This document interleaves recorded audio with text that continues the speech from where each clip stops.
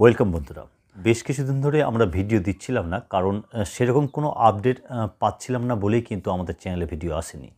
তবে অনেকেই আমাকে মেল বা SMS করছেন যে আপার প্রাইমারির বর্তমানে কী খবর রয়েছে। তাই আজকের এই ভিডিওতে আপার প্রাইমারির 10% প্যারা টিচারদের যে ইন্টারভিউয়ের বিষয়টি সেটা তুলে ধরব। তার সঙ্গে সঙ্গে ওয়েটিংদের কি বর্তমানে খবর রয়েছে, তাদের কবে কাউন্সেলিং শুরু হবে এবং সিট আপডেটের কি খবর রয়েছে এখন পর্যন্ত, এই সমস্ত কিছু আজকের এই ভিডিওতে তুলে ধরব। তাই ভিডিওটিকে শেষ পর্যন্ত দেখার অনুরোধ রইল। ভিডিওর শুরুতেই বলি, যারা বর্তমানে কাউন্সেলিং করে নিয়েছেন আপার প্রাইমারির, যারা বিদ্যালয়ে ধাপে ধাপে জয়েন করছেন, তাদের কিন্তু আমাদের চ্যানেলের পক্ষ থেকে জানাই আন্তরিক শুভেচ্ছা। এবার চলে আসি সরাসরি আজকের মূল প্রসঙ্গে।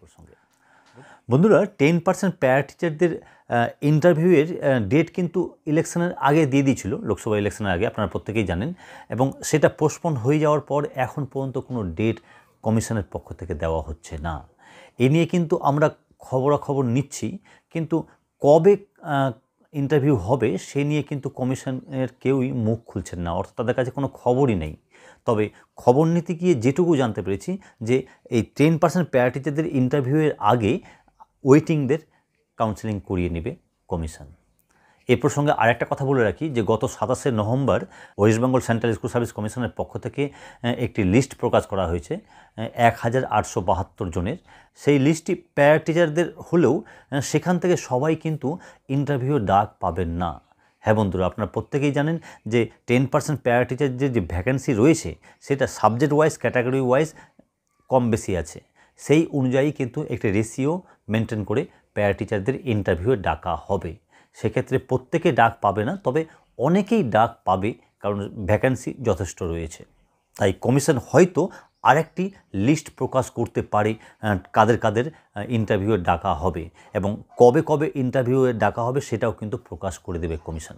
অন্যদিকে আপার প্রাইমারিতে যারা জয়েন করে যাচ্ছেন বা করছেন, তারা কিন্তু প্রত্যেকেই 6 মাস পরে জুলাই মাসে যে অ্যানুয়াল ইনক্রিমেন্ট হয় বেসিকের 3%, সেটা কিন্তু পেয়ে যাবেন। তবে 10% প্যারা টিচাররা যারা রয়েছেন তারা কিন্তু সেই ইনক্রিমেন্টটা পাবেন না, কারণ তাদের নিয়োগ, আমি যেটুকু খবর রয়েছি, 2রা জানুয়ারির আগে হচ্ছে না, তাদের 2রা জানুয়ারির পরেই নিয়োগ করা হবে। সেক্ষেত্রে তারা আর ইনক্রিমেন্ট পাবেন না, কারণ সার্ভিস রুল অনুযায়ী চাকরিতে জয়েন করার 6 মাস না হলে তারা কেউ ইনক্রিমেন্ট পান না। তারা আবার ঘুরে গিয়ে 2026-এর জুলাই মাসে, অর্থাৎ 1.5 বছর পরে কিন্তু ইনক্রিমেন্ট পাবেন। এবার চলে আসি ওয়েটিংদের প্রসঙ্গে। বন্ধুরা, ওয়েটিং যে সমস্ত প্রার্থীরা রয়েছেন তাদের জন্য অতি অবশ্যই ভালো খবর যে এবার আপার প্রাইমারির যে কাউন্সেলিং লাস্ট হয়ে গেল, সেখানে যা দেখা যাচ্ছে প্রত্যেকটা সাবজেক্টে বিভিন্ন ক্যাটাগরিতেই কিন্তু ভ্যাকেন্সি রয়ে গেছে। হ্যাঁ বন্ধুরা, এবং ভ্যাকেন্সির সংখ্যাটা কিন্তু যথেষ্ট, প্রায় 2500-এর আশেপাশে। তাই এইটুকু আশা করাই যাচ্ছে যে যারা ওয়েটিংয়ে রয়েছেন তারা কিন্তু অনেকেই কাউন্সেলিংয়ে ডাক পাবেন। তবে এখন প্রশ্ন হলো যে এই ওয়েটিংদের কাউন্সেলিং কবে শুরু হবে।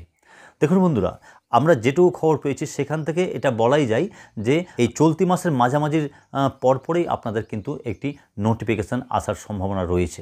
সম্ভাবনা বলছি এই জন্যই যে বর্তমান সরকারের যে কমিশন বা পর্ষদ রয়েছেন, তারা কিন্তু উপর মহলের গ্রিন সিগন্যাল ছাড়া কোনো কিছুই করতে পারছেন না। কারণ আপনারাও প্রত্যেকে অবগত যে উপর মহলের আদেশ বা অনুমতি বর্তমানে যে রয়েছে সেটা কিন্তু যথেষ্ট গুরুত্বপূর্ণ এই মুহূর্তে দাঁড়িয়ে।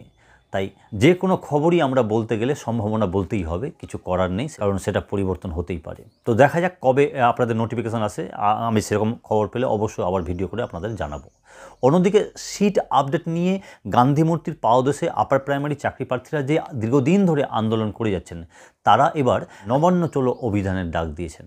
হ্যাঁ বন্ধুরা, আগামী 11ই ডিসেম্বর তারা এবার প্রত্যেকে জোটবদ্ধ হয়ে নবান্ন চলো অভিযানে সামিল হবেন এবং সেখানে 8 দফা দাবির মধ্যে কিন্তু এই সিট আপডেট প্রসঙ্গটির যথেষ্ট গুরুত্ব দেওয়া হয়েছে। তো দেখা যাক সেই অভিযানে কতজন মানুষ যাচ্ছেন, কীভাবে সাড়া ফেলতে পারছেন।